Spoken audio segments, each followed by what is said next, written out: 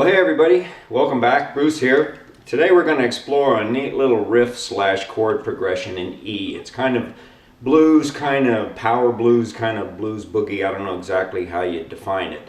But first thing we want to do is we want to get our amp and guitar set up so that the guitar is doing most of the work for you. This is one thing I would really like to emphasize, is that if you get things set up right, it's a lot less work for you, and you can get the guitar to do most of the work. Another idea is always try to play it as simple as possible. So for instance, if you play a chord like an A, if you find out that really all you need is the 1 and the 5, so in other words a power chord, or an A5 is what it's called, then just play the A5. Don't play anything besides what you really need to play to get the point of the song across. And the reason is, two reasons. One is it's just generally more powerful that way, because you're taking a minimalist approach, and you're presenting your idea with the minimum amount of extra baggage. And the other thing is that if you ever do want to play it with a bass player or a rhythm guitar player or another guitar or whatever,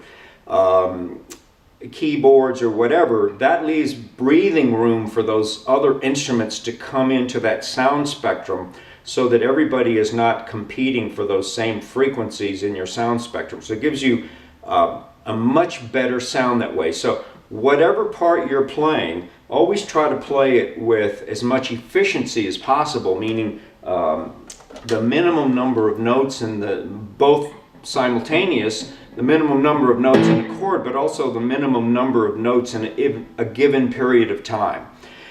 So what we want to do is we want to set the guitar up with the amp so that it's doing all the heavy lifting for us, okay? So the sound that I'm getting here is a little bit of overdrive, but not too much. Again, not any more than you need. If I give you a nice clean sound like this, that's not what I want. I want to sound like this.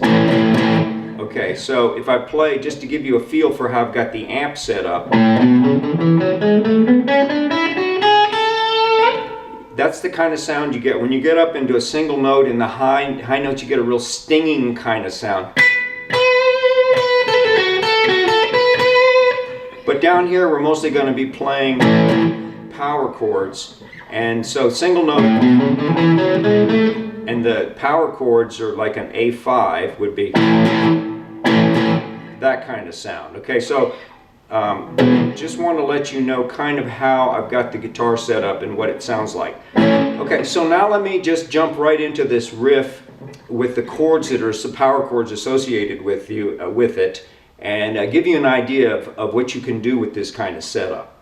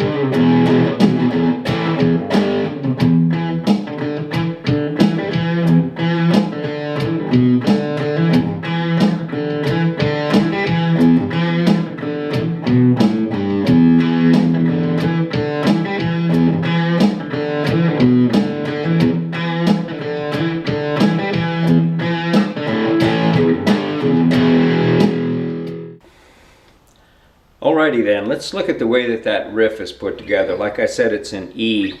Now here's something interesting. A lot of times when we're playing mostly power chords, you might wonder if it's in the major or the minor of the key. And actually, what's very interesting about this is it's actually ambiguous, such that if you played an E minor chord, it wouldn't sound right, and if you played a major chord, it wouldn't quite sound right. After you've listened to the riff a couple of times, you really want to leave it in this sort of ambiguous place where you're really just playing power chords. In this case, I'm just barring the 4th and 5th string on the 2nd fret with my first finger when I'm playing this power chord, so that I've got a root, a 5th, and a root.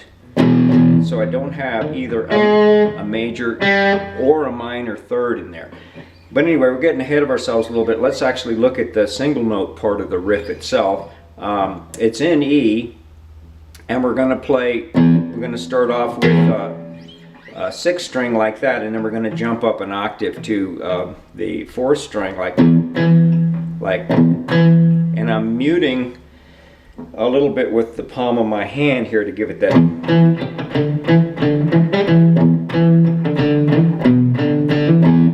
Now there's all kinds of variations for this, and I have purposely just chosen 2 different variations, and I've played those over and over in a way that's better, because when somebody's listening to the song, it will, it's a repetition is the key to learning, so they learn that riff and they expect to hear it next time around a certain way. So I'm playing it like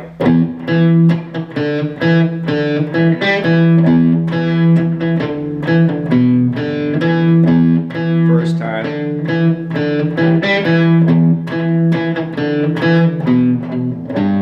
second time, and I'm playing those 2 variations over and over again. So just the 6th string root and then the 4th string root, and then we're playing that, actually it would be the minor 3rd, but that's not really what's happening. What's really happening is we're playing a note in the pentatonic scale, which is our 3rd string open. So then, so that's the first part, like this.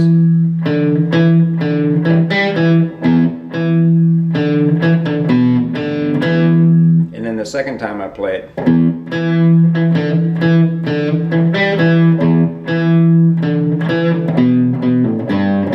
or you can hammer on or just pull on.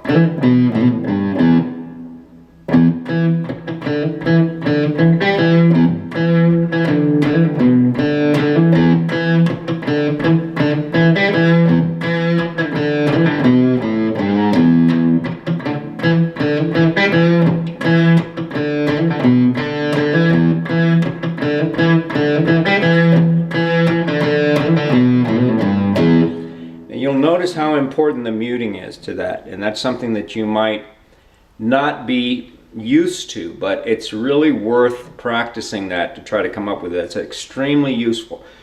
The muting also comes into effect when we're playing the power chord. So after I go through that a couple times, I'm playing some power chords like this.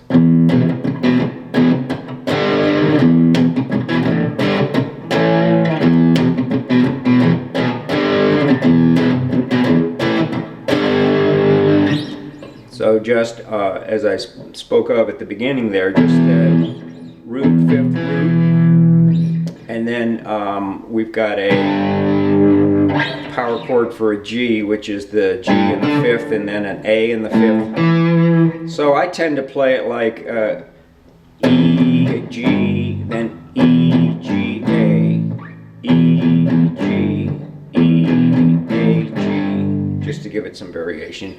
Again, that's not in stone. You can do anything you want, and also depending on which song you're applying this to will obviously make a difference there.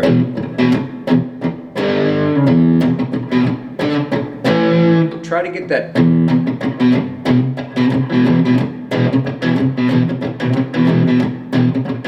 I'm muting both with the palm of my right hand and also with my fingers over here, lifting off. You can lift off,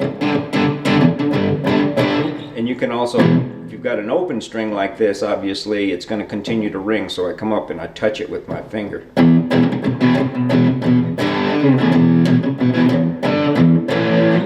Then there's kind of a little B section in there that goes like this. If you go up to an A, now here's something that's that's kind of interesting. If you can play an A chord. It's going to go A, D. The D chord is, D power chord is like this, with your D on the 5th string root of the 5th fret, and then here's your 5th. So we have A, D, G, E.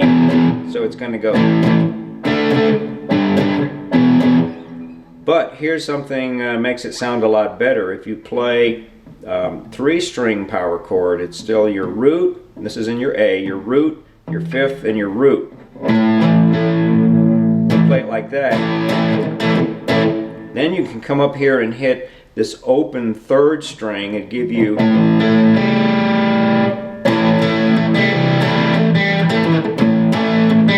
and then your G, or excuse me, your D.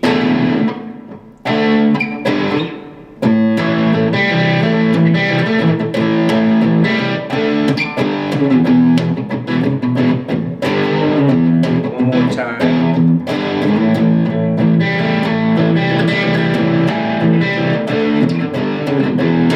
So you can just kind of play around with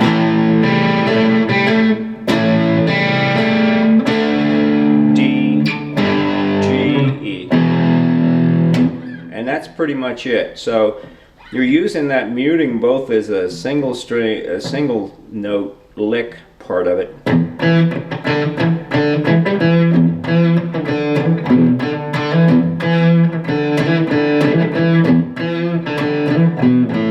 And also in the chords.